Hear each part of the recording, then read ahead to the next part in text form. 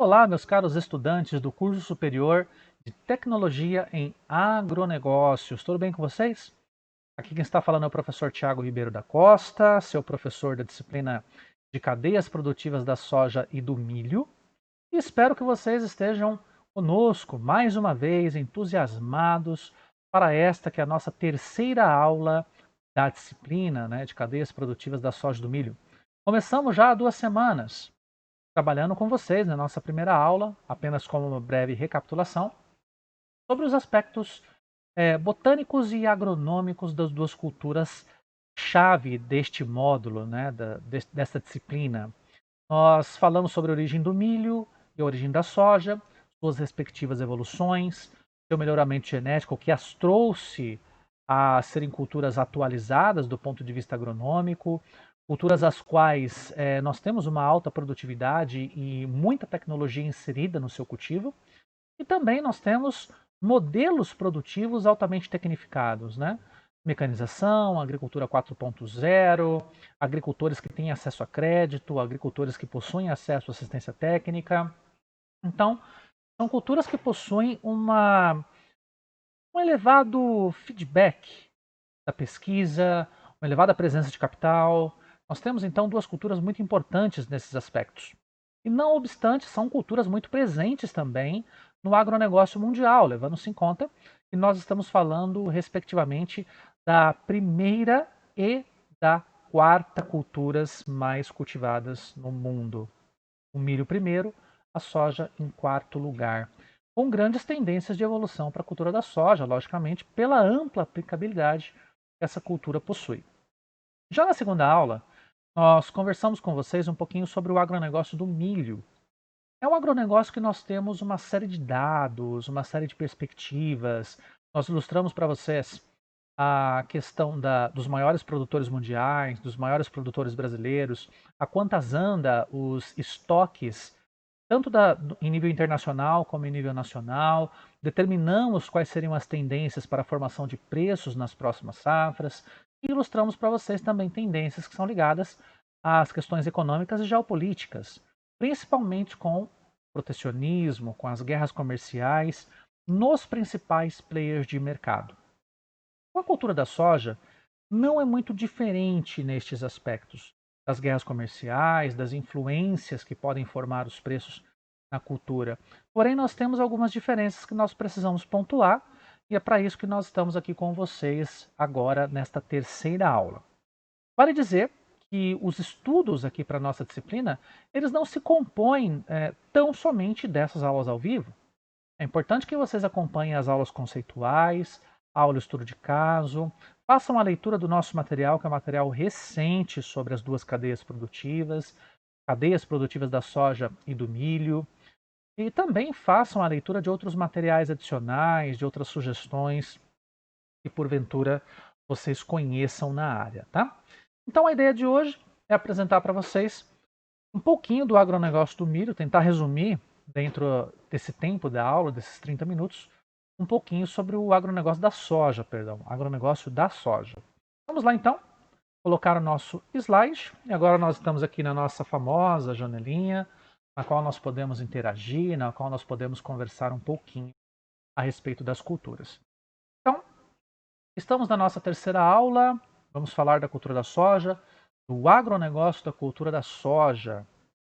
Um agronegócio muito potente, importante, com cadeias produtivas extremamente diversificadas. Se nós pensarmos em termos de cadeias produtivas na sua estruturação, no que tange ao antes da porteira, no dentro da porteira e no após a porteira, nós temos muitas similaridades, principalmente no que tange ao processamento da cultura da soja. No caso do milho, se a gente parar para pensar, o que a gente obtém do milho como produtos principais? Basicamente, nós podemos obter o farelo de milho, nós podemos obter o amido, amido simples, amido modificado, mas também podemos obter o óleo do milho, que não é assim um produto muito obtido, até pela quantidade de óleo que nós temos na semente de milho, Não é uma semente oleaginosa, é uma semente amilácea. Porém, o milho tem uma ampla aplicabilidade no mercado, né? A gente percebeu, a gente colocou para vocês que o milho pode fazer xaropes, bebidas, resinas, lubrificantes, pode entrar até mesmo na composição de bioplásticos, além de toda a questão alimentícia, né? O próprio farelo de milho e também a utilização do milho mais diretamente na nossa alimentação, né? Seja por cereais matinais, alimentos funcionais, e também nós temos a própria alimentação do milho in natura, né, que é o milho verde. Ou também nós podemos ter o milho doce e o milho pipoca nessa jogada. Já a cultura da soja possui um pouco mais de restrições para o nosso aproveitamento. Claro que existe o consumo da soja in natura. Tem gente que faz soja cozida, tem gente que faz salada de soja, soja fermentada, que é o caso do shoyu, o miso, que é uma alimentação japonesa. Agora, em número de alimentos que são direcionados para os seres humanos, é um número muito menor, principalmente considerando o processamento, o simples processamento, né, e o fornecimento in natura. Então, dá para evidenciar com isso que a soja tem um viés muito mais agroindustrial, com a produção de produtos de maior valor agregado. Sendo o primeiro deles o óleo, temos também a micela, que é um resíduo da produção de óleo de soja, que também pode ser utilizada para outros processos agroindustriais, até mesmo como lubrificante. Nós temos o bagaço da soja, que é o que a gente chama de torta de filtro, que pode ser utilizada para a formação de biocompostos, que serão colocados a campo novamente como fertilizantes, e também toda sorte de outros insumos, até mesmo para a indústria de ponta, né? Nós podemos colocar a soja também para a fabricação de bioplásticos, também para a fabricação de resinas, de colas, de tintas, uma diversidade de produtos. E no que tange tanto a milho quanto a soja, as duas cadeias produtivas, elas são capazes de gerar um valor bruto de produção da ordem de 60%. Então, se nós pensarmos em todo o valor bruto de produção que vem da cadeia produtiva da soja e que vem da cadeia produtiva do milho, 60% disso está no depois da porteira. O restante está igualmente distribuído entre o setor antes da porteira, que é o setor fornecedor de insumos e de tecnologias, e também 20% dentro da porteira. Tá? É interessante colocar para vocês que o milho ele é uma cadeia produtiva mais diversificada em termos de quem está participando dela. Nós temos grandes produtores, é bem verdade, mas a maior proporção de produtores para a cultura do milho são de pequenos e médios produtores. Então a tendência em formação de cadeias produtivas é o que a gente chama de cadeia produtiva integrada. E é aquela cadeia produtiva na qual nós temos o produtor geralmente cooperante de uma cooperativa, e da cooperativa nós temos o fornecimento dos insumos e o fornecimento da assistência técnica, tendo esses custos logicamente descontados do lucro obtido pelo produtor no momento da venda. Tá? Já no caso da soja é um pouquinho diferente, nós não temos tanta miscigenação de produtores para a produção de soja. A tendência é que temos sim grandes presenças de agricultores familiares, mas no geral são mais os médios e grandes produtores que trabalham com essa cultura, até porque ela tem um viés maior de agroexportação frente ao milho.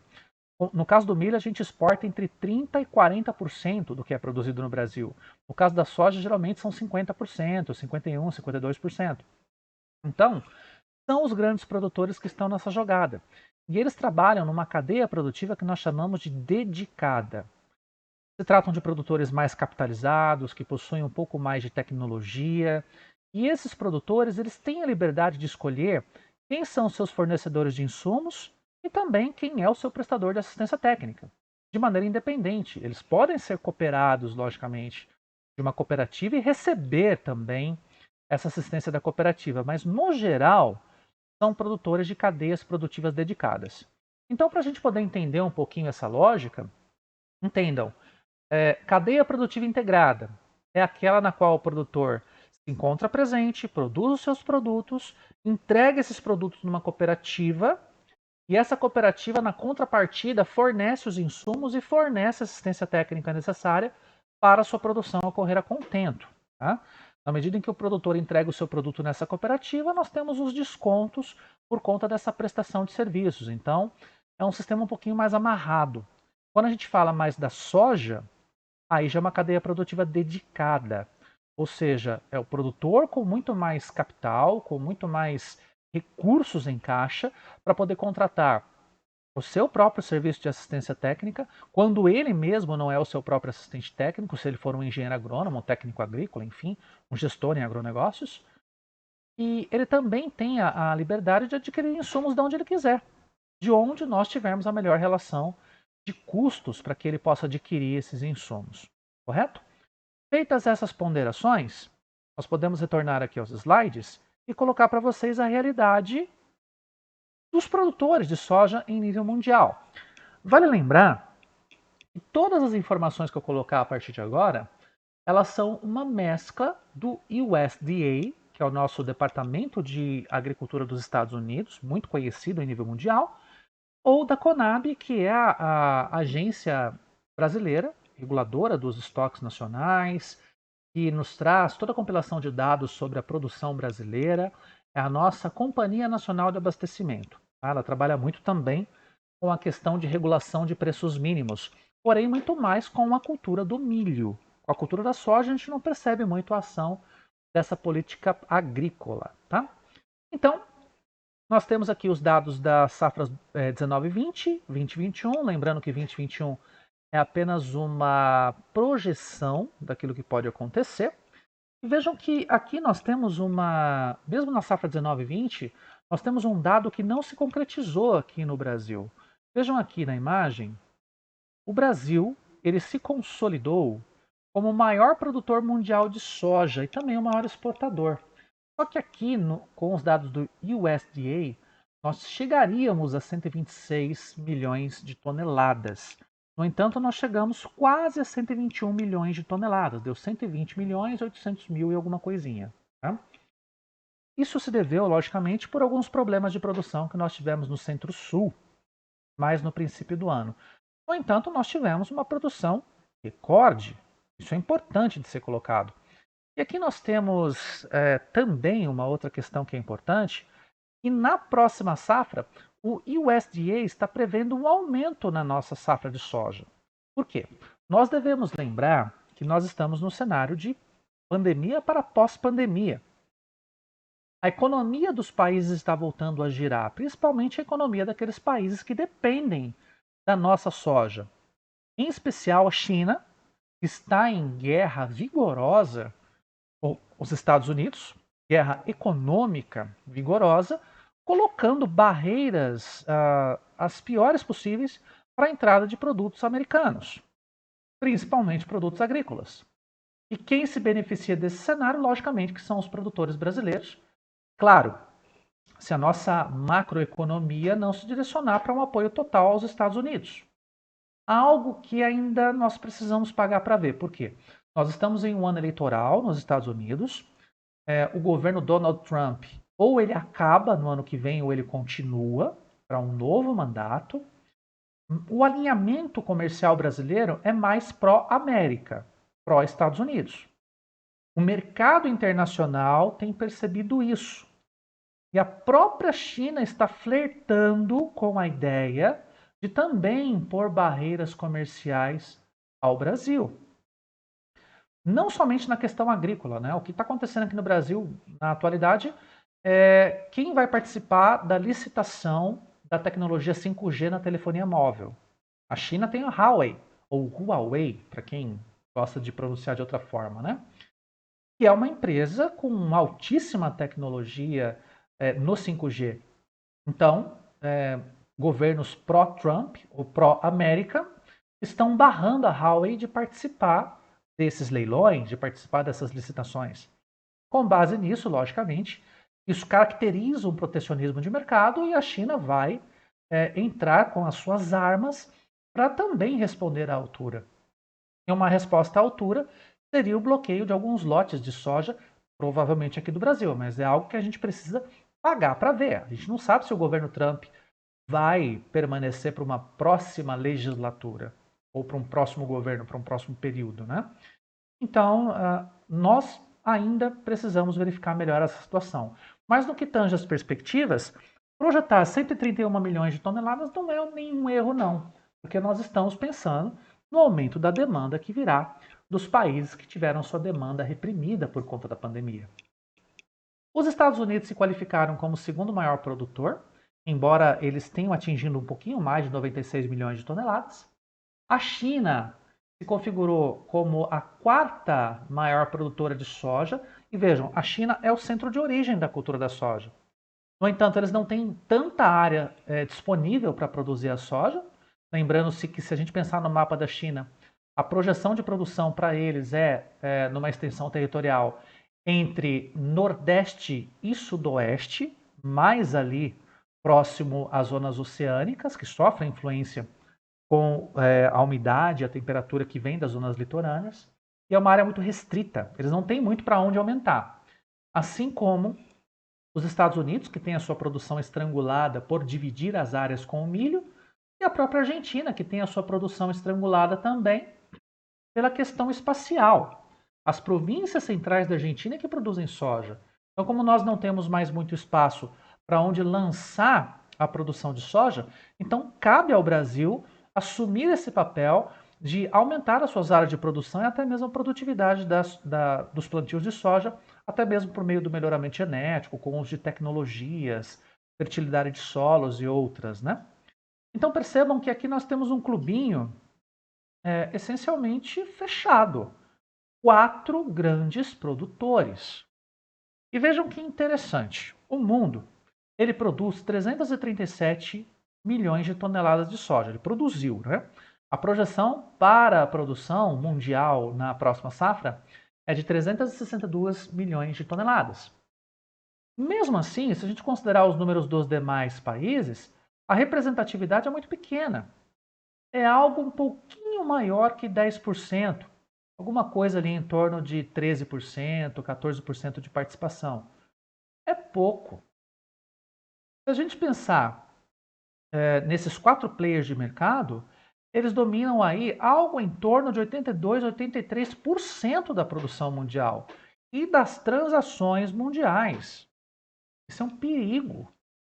Se por acaso nós tivermos um problema com um desses players, seja um problema relacionado a crises climáticas, crises hídricas, crises sociais e políticas, ou até mesmo algumas intempéries relacionadas a insetos, como nós estamos aqui quase que tendo por conta dos nossos gafanhotos que estão ali na Argentina, a gente vai ter problema de produção. Vamos ter menores quantidades, vamos ter um acréscimo nas cotações internacionais, e isso pode ser, de certa maneira, prejudicial no que tange a estoques mundiais. Por falar em estoques mundiais, vamos aqui dar uma olhadinha em como eles se comportam. Antes disso, nós temos as exportações. Como eu disse a vocês, o Brasil se tornou o maior exportador mundial. Ele exporta, em média, de 50% a 51% de sua produção. No entanto, se a gente parar para pensar que a produção brasileira foi de 121 milhões de toneladas e nós exportamos 89 milhões de toneladas, então isso aqui dá aproximadamente 3/4 da nossa produção indo embora para os outros países. Tá? Isso é uma situação extraordinária. No normal, volto a dizer, a exportação ela fica por volta ali de 50%, 55%. Tá? O mais importante é que se prevê na próxima safra que haverá uma redução das exportações brasileiras. Só que quem reduzirá as suas exportações de uma maneira maior é a Argentina. Isso porque são efeitos prováveis da crise econômica que os nossos irmãos estão passando. Está difícil conseguir financiamento, principalmente financiamento externo. O crédito agrícola está ficando cada vez mais escasso pelas crises que eles têm tido, são crises recorrentes. A mais recente moratória aconteceu há pouco tempo, então a Argentina não está com condições de investir na sua produção. Os Estados Unidos, por outro lado, eles tendem a aumentar a sua exportação. Claro, aqui nós estamos falando de um cenário abril 2020, são projeções ligadas ao mês de abril. Para quem se lembra, no mês de abril, Xi Jinping e Donald Trump aparentemente entraram em um acordo que seria estabelecido em etapas para que a produção mundial de soja fosse transacionada sem nenhum problema de protecionismo, assim como seria para o milho, assim como seria para produtos manufaturados. Só que na atualidade esse acordo não aconteceu, ou ele está travado nas mais diferentes instâncias. O que mais a gente ouve é problema, mas situações ruins, notícias ruins, o relacionamento entre os países se deteriorando, isso é algo problemático. Então pode ser que essa previsão que vocês estejam vendo aqui, de aumento de 24,2%, é uma projeção otimista por demais, mas é algo que a gente está aqui colocando para vocês, que é importante de ser estabelecido. Paraguai entra nessa jogada também, mas a exportação do Paraguai é muito pequena frente à exportação dos principais players, né? Podemos dizer então que os maiores players exportadores são Brasil e Argentina, ou perdão, Brasil e Estados Unidos. Argentina e Paraguai ficam nas posições inferiores. Por falar em estoque, agora sim, vamos falar do consumo depois do estoque. Em termos de estoque, nós podemos evidenciar que os estoques, de certo modo, eles estão elevados por conta da queda da demanda, mas o consumo mundial é um consumo elevado. O que vocês estão vendo aqui em tela é o consumo da China, 106 milhões de toneladas. Vocês se lembram qual é a capacidade produtiva da China? Vamos só voltar para dar uma olhadinha? Está aqui, ó. Maiores produtores mundiais de soja, né? O que a China consegue produzir? 18 milhões de toneladas aproximadamente. E ela consome, vamos voltar lá, 106 milhões de toneladas. Então nós temos ali uma situação muito crítica. Mais de 80 milhões de toneladas vêm de fora. A China é a principal compradora e muito provavelmente se manterá assim pela próxima década, né? Então devemos observar isso com cuidado. O Brasil ele se posiciona como o quarto maior consumidor de soja no mundo, 46 milhões de toneladas, quase 47 milhões de toneladas. E a questão do consumo interno não vai variar tanto, vai variar aí na ordem de 1,6% ou 800 mil toneladas. Os Estados Unidos consomem mais do que a Argentina consome mais do que a gente. E a partir dessa análise, a gente consegue entender um pouco da relação de estoques. Agora, finalmente, os estoques. Aqui nós temos, então, a China com 27,2 milhões de toneladas. É o que ela tem no seu sistema de abastecimento interno. A Argentina com 26 milhões, o Brasil com 22,8 milhões, Estados Unidos com 16,9 e os demais países com 6,8. Se a gente parar para pensar na produção total do mundo frente aos estoques, podemos chegar ali numa relação aproximada de 28 a 30%. Por quê? Se nós voltarmos na produção total de soja no mundo, vamos só retornar aqui dos maiores produtores, nós temos aqui 337,1 milhões de toneladas. Os estoques estão em 99,7 milhões de toneladas. Então isso caracteriza alguma coisa em torno de 27, 28 até 30%. Não me lembro o cálculo exato, mas a variação é essa. O que nos dá um certo conforto. Afinal, se nós tivermos estoques elevados, com certeza a gente tem mais possibilidades aí de trabalhar com políticas contracíclicas para fazer com que a soja mantenha sua cotação, principalmente no mercado ou nos mercados internos, para os produtos processados. Então ainda nós estamos numa situação confortável. No entanto, se prevê uma redução dos estoques, até porque a gente vai ter uma elevação do consumo nos próximos anos, né? Mas principalmente ali na safra 2020 e 2021. Quando a gente pensa em comercialização de qualquer commodity, mas também soja e milho, especificamente nas duas culturas, a gente tem o que nós chamamos de conjuntos de variáveis especulativas. E cada vez mais elas têm sido mais especulativas do que de costume. Afinal, as guerras protecionistas comerciais estão por aí. A sazonalidade e a lei de oferta e demanda são fatores técnicos, fatores mais definidos. Então, a lei de oferta e demanda é muito clara. Se você tem muita produção e pouco consumo, o preço do produto cai. Assim como se você tiver uma produção baixa, uma quebra de produção e a manutenção do consumo até o seu aumento, o valor da cotação do produto se eleva. Assim como na sazonalidade. Em um ano, nós temos épocas nas quais falta produto no mercado, porque não é época de safra, é uma entre-safra. Então, nessa entre-safra, por faltar produto no mercado, claro que nós temos uma elevação das cotações.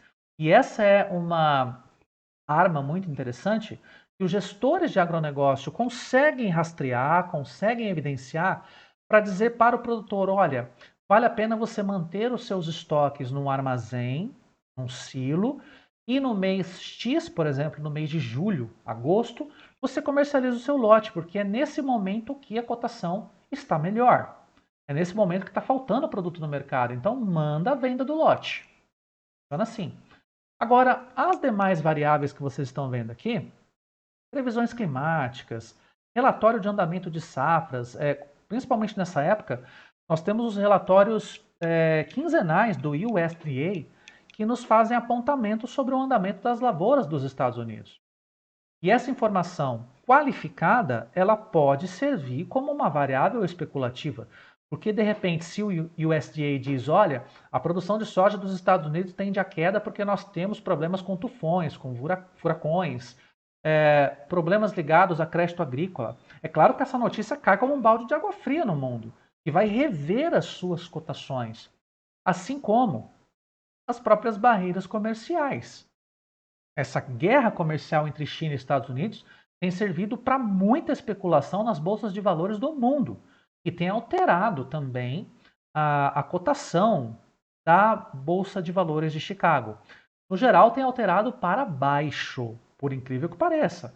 As demandas futuras serão maiores? Provavelmente. No entanto, muito do preço formado na Bolsa de Valores de Chicago tem grande influência da produção americana. E se a produção americana tende a não ser comprada pela China, a cotação cai. Então a gente sobrepuja essa questão da lei da oferta e da demanda. Vai sobrar soja nos Estados Unidos, mas isso não quer dizer que uma cotação mundial tenha que ser a mesma dos Estados Unidos. No entanto, é a cotação básica que a gente se utiliza para os processos de comercialização. Então nós temos um conjunto de variáveis que nós chamamos de variáveis especulativas e infelizmente falam mais alto do que as variáveis técnicas. Mas independente de tudo que nós temos, aqui vamos colocar na tela para vocês, independente dessas variáveis, se são variáveis técnicas ou variáveis especulativas, o agricultor não define o preço de venda da sua commodity. Quem define o preço de venda é o mercado. Muitas vezes até o produtor não é capaz de definir sequer os valores dos custos dos insumos, porque eles são feitos como se fosse um pacote, né? Principalmente naquelas cadeias produtivas integradas, em que o produtor recebe os insumos e recebe assistência técnica. Então ele não define custos, não define preço, e ele tem uma margem de lucro que só vai ser conhecida a partir do momento em que ele bate o martelo e vende os seus lotes. Então, existem saídas, logicamente. Uma das saídas para a gente poder ter esse controle de preços, principalmente pagos ao produtor, é o produtor se desvencilhar do aspecto de uma commodity, agregando valor à sua cultura, que é algo que não é muito fácil. Nós temos soja orgânica, nós temos todos os produtos que são alimentícios e que diretamente estão no mercado, né? Que tem um grau de processamento um pouco menor, a soja fermentada, miso e outros produtos que nós já citamos, né? Só que a saída mais usual para esses produtores é justamente se manter no mercado de commodities e conhecer as possibilidades de comercialização. Então, em cima disso, a gente traz para vocês aqui algumas das possibilidades que são os mercados, né? O mercado físico é quando nós temos o produtor trabalhando com o seu produto, comercializando ele fisicamente de acordo com a cotação do dia. É claro que esse comercializar direto, ele entrega o seu produto numa cooperativa, numa cerealista e recebe esse valor de acordo com a cotação do dia. Temos também o mercado a termo. Esse mercado a termo é um termo de comercialização. Você não é obrigado a vender o seu produto agora, mas pelo fato de você ter entregue o seu lote numa cooperativa, ele fica acreditado a você. No momento que você dá a ordem de venda, aí nós temos a comercialização do produto na cotação daquele dia que você definiu para ser comercializado. Temos ainda o mercado de opções, que é caracterizado como mercado futuro, só que ele não é um contrato firmado. No seguinte sentido, eu opto por comprar de um determinado fornecedor de soja, mas isso não se consolida definitivamente como um contrato de compra e venda. Eu só vou comprar o produto se as condições de mercado e as condições do produto obedecerem aquilo que eu quero. Já no mercado futuro, não. No mercado futuro já é um contrato consolidado, no qual nós fixamos a cotação de venda e temos a liberdade, logicamente, de fazer alguns ajustes com relação à cotação. Se a cotação do dia estiver muito diferente da cotação fechada no contrato, a gente tem alguns mecanismos de ajuste. E por fim, nós temos as relações de troca, que os barters conseguem trabalhar para nós. Essas relações de troca, elas querem dizer o seguinte, quantas sacas são gastas para que eu possa pagar um determinado insumo? Quantas sacas são gastas para pagar assistência técnica? Para pagar a manutenção das máquinas? Então, isso é o que a gente chama de relação de troca ou barter. Só que independente da escolha, no caso da comercialização, em nível internacional, quem faz essa comercialização é o trader. Ele que é um profissional vinculado a uma corretora de valores e ele monitora os contratos que querem soja, que querem milho nas bolsas de valores. E aí ele acha um contrato que é interessante, liga para o produtor ou liga para uma cooperativa a qual ele representa na bolsa de valores e diz: olha, tem um contrato interessante para vocês com o valor fechando em setembro de 2020 na cotação de R$ 110 a saca. Então achamos que é interessante para vocês poderem fixar esse valor. Se for interessante para todas as partes, o corretor bate o martelo, ele coloca o agricultor ou a cooperativa na linha de comercialização e aí nós temos a transação concretizada sem o produto produzido, podemos dizer assim, né? Nós podemos produzir o produto futuramente e entregar esse produto futuramente para cumprir as obrigações do contrato. Mas eu não preciso ter o produto produzido ou o produto em estoque para que eu possa comercializar. Funciona desta maneira, tá? Claro que eu não estou falando com todos os detalhes possíveis, até por conta do tempo da aula e também porque vocês ao longo do curso terão oportunidades de conhecer melhor as estratégias de comercialização internacional, de política agrícola, mercados futuros. Vocês vão ter muitas oportunidades para aprofundar esse conhecimento. Tá? Falando agora de Brasil, dados técnicos do Brasil. Nós temos a produção nacional de soja, ali uma variação para vocês de 1976. Nós tínhamos ali algo em torno de 8 milhões a 10 milhões de hectares plantados. Né? Agora nós temos uma área um pouco maior, logicamente, nós tivemos o avanço de áreas principalmente para o centro-oeste, e isso fez com que nós tivéssemos um acréscimo de produtividade também que foi fundamental, que foi importante, né? Em termos de produção, então, nós chegamos aqui ao final do nosso gráfico com 121 milhões de toneladas. Vale dizer que a área plantada acompanhou a questão da produção. E somente de modo mais recente é que a gente percebeu que a produção superou a área. No geral, o que a gente percebe é que houve um acréscimo de área em consonância com o acréscimo de produtividade. Agora, hoje nós percebemos que a produtividade ela está num ritmo de crescimento maior frente ao ritmo de crescimento da área. Isso é importantíssimo, porque diz respeito ao fato da nossa pesquisa agropecuária estar sendo muito eficiente na produção de novas cultivares mais produtivas. Em termos de produção, a região centro-oeste disparadamente é a região de maior produção, citando-se o estado de Mato Grosso como o estado de maior produção e também podemos dizer de produtividade. E nós temos ali a região sul em segunda colocação. A região nordeste está aumentando a sua participação, lembrando que boa parte das novíssimas fronteiras agrícolas agora se encontram no nordeste, Bahia, Piauí e Maranhão, e as outras áreas contribuem com uma produção ligeiramente menor, né? Então nós temos aí a maior produção vinda dos estados do Centro-Oeste. E aqui nós temos um acompanhamento de produtividades nas últimas safras de 2015-16 até a última safra 2019-20, onde nós podemos perceber que a maior produtividade está aqui na região sudeste, 3.607,18 quilos por hectare, 3,6 toneladas por hectare. A segunda maior está no centro-oeste, mas perdendo por muito pouco, 3.539, mas nós podemos observar que, em termos de tecnologia, nós temos ali a região centro-oeste e sudeste brigando pelas melhores produtividades. No entanto, quem tem a maior área de produção, por consequência a maior produção, logicamente, são os estados do centro-oeste. Tá? No sudeste, quem contribui muito para a produção de soja são os estados de São Paulo e Minas Gerais. No sul, os estados do Paraná e Rio Grande do Sul. Santa Catarina também contribui muito bem com a produção de soja, porém somente na sua região oeste.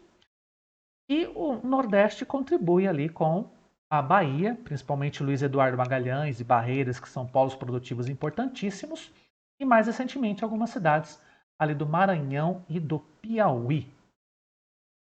Agora, quais são as principais tendências para a cadeia produtiva da soja? Bom, algumas delas, né, nós já discutimos ao longo aqui da nossa aula de hoje. Tendências com relação a protecionismo, tendências com relação ao aumento de demanda, tendências com relação à ampliação de tecnologia. Mas é claro que este é um tema para a gente poder discutir ao vivo, não? Aliás, eu quero muitas perguntas de vocês na nossa aula ao vivo.